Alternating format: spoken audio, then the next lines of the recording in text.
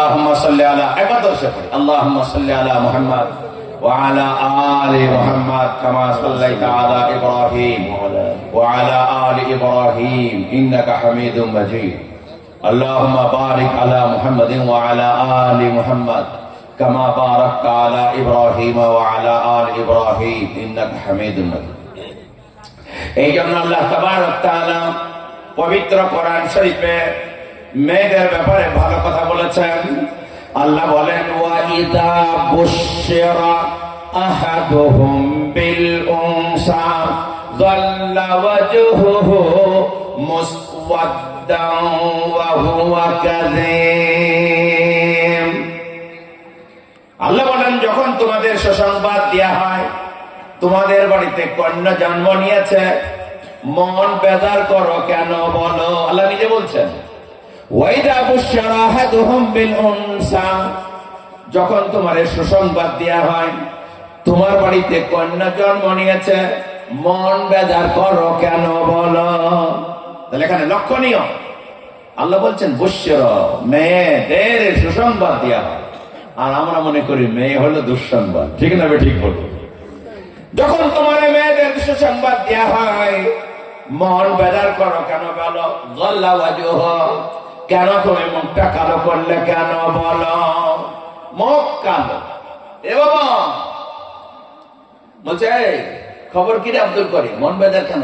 ওরা আবার সেই কোনার ঠ্যাং হয়েছে গো। ওরা কি গো আর কি করে মন বন্ধুদের মুখ দেখাবো অফিসে যে মাঠে যে আবার সেই কোনার ঠ্যাং। আরে কি রে আবার সেই পেটি হয়েছে, কি করবো। ইয়াতাওয়ারা মিনাল কওমি মিন সুই মা বুশশিরা বিহি আয়ুমসিকুহু আলা হুনিন আম ইয়াদুসসুহু ফিত তুরাব। মন বেজার কেন বলে আবার গোনা ট্যাং হয়ে গেল, কি সর্বনাশ হয়ে গেল। আর যদি গরুর বাছুর হয় মন বেজার কেন রে, বলছে এড়ি হয়েছে গো, কি করবো বারবার এড়ি। পরের বছর বলছে এ আব্দুল করিম মিষ্টি খেয়েছি, বলে কেন? বলে বকন হয়েছে। তাহলে নিজের বেলায় এড়িতে খুশি, গরুর বেলায় বকনে খুশি। আল্লাহ বলে আয় তোকে দেখছি।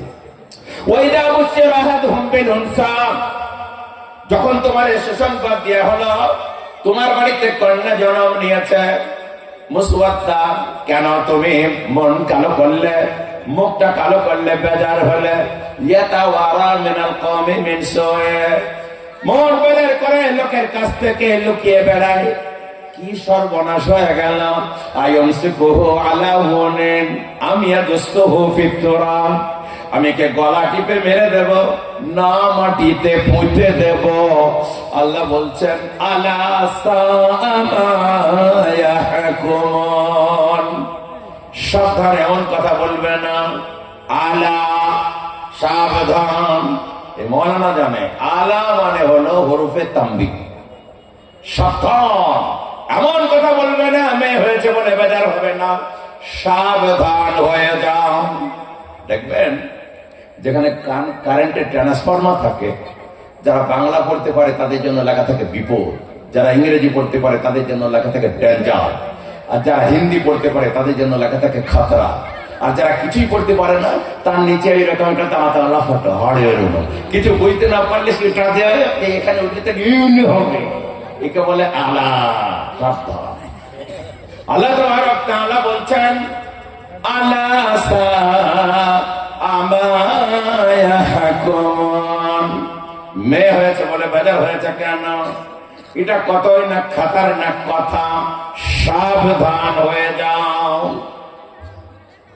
আল্লাহ তাবারক তাআলা নবী সাল্লাল্লাহু আলাইহি ওয়াসাল্লাম পবিত্র জবানে বলেছেন যার বাড়িতে মেয়ে আসে রহমত আসে। তোমরা কি লক্ষ্য করে দেখো না কোরআন মাজিদে 114 খানা সূরা, কোন সূরার নাম সূরাতুর রিজাল, পুরুষের নামে কোন সূরা নাই, কিন্তু 1.5 পারা লম্বা একটা সূরা আছে। ওই সূরাটার নাম হলো সূরাতুন নিসা, মেয়েদের নামে সূরা। সুবহানাল্লাহ বলুন, মেয়েদের নামে সূরা। তাহলে 1.5 পারা লম্বা সূরা নাজিল করলেন, নাম দিলেন সূরাতুন নিসা। মেয়েদের নামে সূরা। মেয়েদের মর্যাদা আছে না নাই? ওখানে মেয়েদের আহকাম, হুকুম, শরীয়তের বিধিবিধান কি বিস্তারিত আলোচনা করলেন। আলোচনা করে বুঝিয়ে দিলেন মেয়েদের মর্যাদা আছে।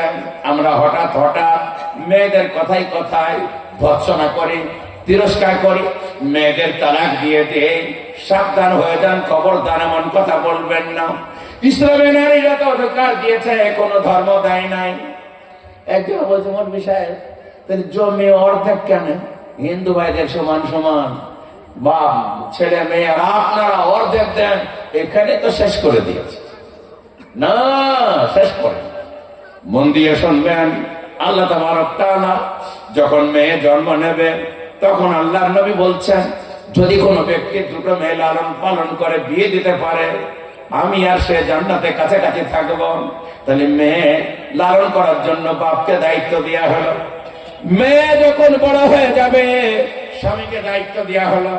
স্বামী সতর্ক হয়ে যাও, তুমি যদি তার খরপোশ দিতে পারো, পানির ব্যবস্থা করতে পারো, পায়খানার ব্যবস্থা করতে পারো, কাপড় চোপড় দিতে পারো, তবে বিবাহ করবে। সব দায়িত্ব তোমার, মেয়ের কোনো দায়িত্ব নাই। মেয়ে যখন বুড়ি হয়ে যায় ছেলেকে ডেকে বলে, ও ছেলে রে, ইন্নাল জান্নাতা তাহতা আকদামি উম্মাহাতিকুম, তোর মায়ের পায়ের তলায় তোর জান্নাত।